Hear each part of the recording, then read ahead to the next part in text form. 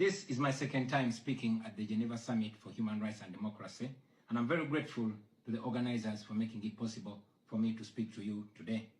In 2022, I spoke about a country that I call home, Uganda, a nation of 50 million people living under the violent military dictatorship of General Yoweri Museveni, who has for 40 years twisted the law and used the military to stay in power. I told you of how I ran for president against him in 2021, how it was the most violent political campaign yet, and how he massacred hundreds of our people on the 18th and 19th of November 2020. How he shut down the internet on the eve of the election, imprisoned me inside my home for weeks, and then declared himself winner of the 2021 presidential election.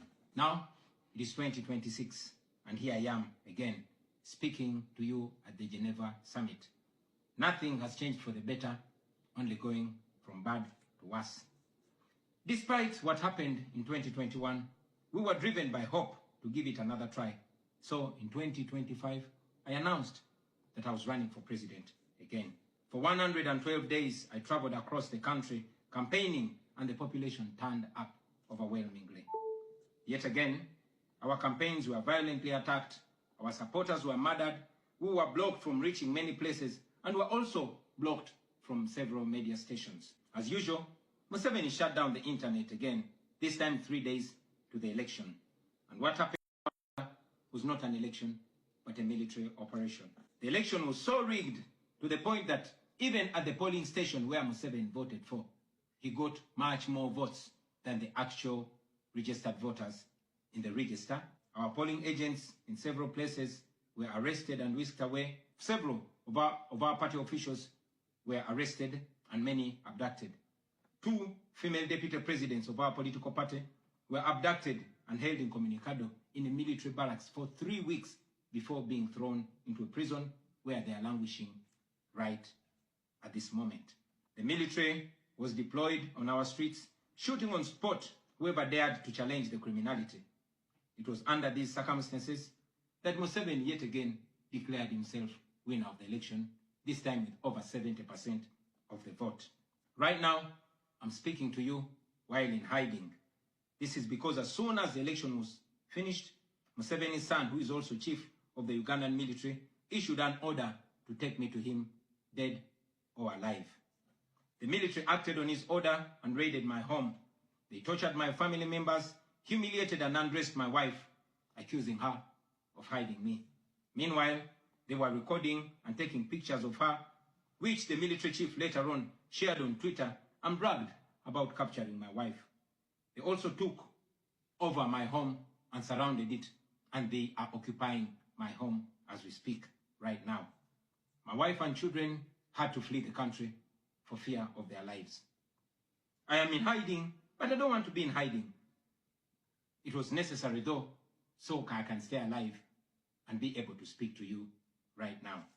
I've said it before and I say it again, that I'll resurface at the right time in my country.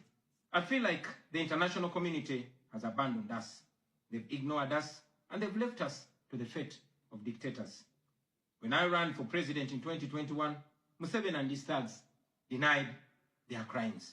They killed our people and denied it.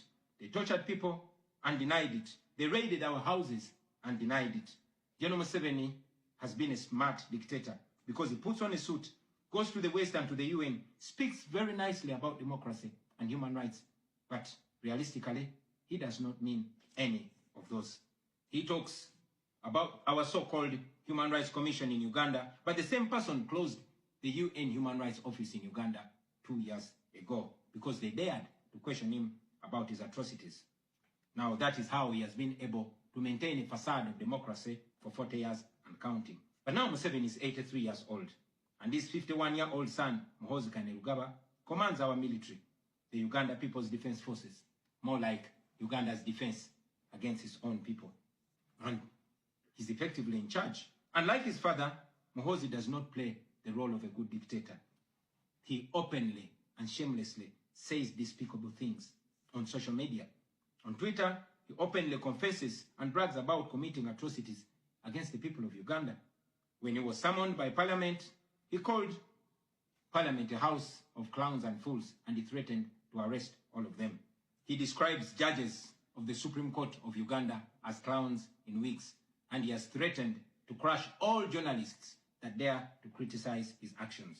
In April last year, he abducted, detained, and tortured my close friend and bodyguard called Eddie Sebufu, also known as Eddie Mutwe.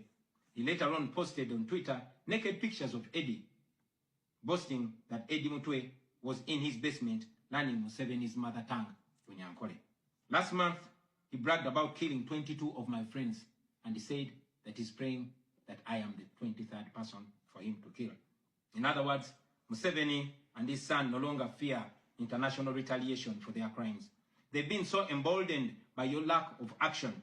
They know that they can murder their own people, imprison them, torture them, remove their fingernails, push needles down their testicles, and nothing will happen to them. Now, they're using rape as a weapon.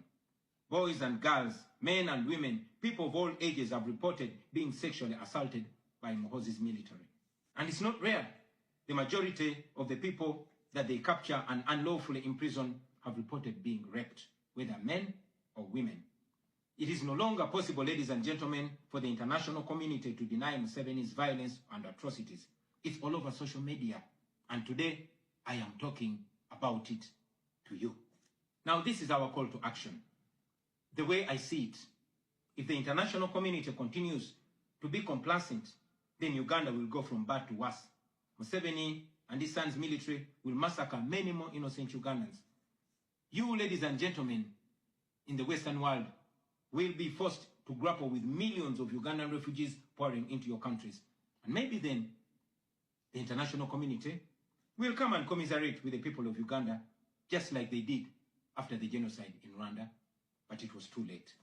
The second option is that the international community rises to the occasion. You stand by the values that you profess, democracy and human rights. You can rein in on General Museveni and his son through targeted sanctions as well as financial and legal pressures. Ladies and gentlemen, Ugandans are not seeking for pity. Ugandans are only seeking to see the world take action against the individuals that have violated their rights for far too long. Those that have abused democracy with impunity should be the starting point. Please sanction these individuals. Sanction General Museveni. Sanction General Muhoozi. Sanction all the police and military officers that are responsible for gross human rights violations. Sanction those commanders. Sanction the judicial officers that have aided criminality through deliberately misinterpreting the law or skewing it. Those that normalize electoral fraud. Those that remand to prison suspects that should actually be sent to hospital. Sanction these individuals because their combined efforts in the last election effectively give autocracy a blank check to rule over the people of Uganda for 5 years. We call upon the international community to treat General Museveni exactly how they treated Idi Amin, because Idi Amin did what he did to Ugandans for only 8 years. Museveni has done much worse to the people of Uganda, and it has been for 40 years and counting.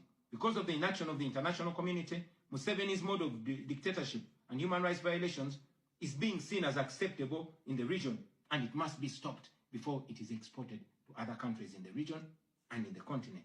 We ask the international community not to recognize Museveni's regime because it is not legitimate. Please terminate any forms of cooperation with this government because he is not legitimate. On our end, as the people of Uganda, we are committed to non-violent means of changing our country, non-violent means of putting an end to this 40-year-old dictatorship. And you can be sure that the people of Uganda will sooner or later free themselves, because oppressed people cannot stay oppressed forever. With your help, friends, with the help of the international community and development partners, we can change our country. We can liberate Uganda before it is too late. I thank you for listening to me, for God and my country.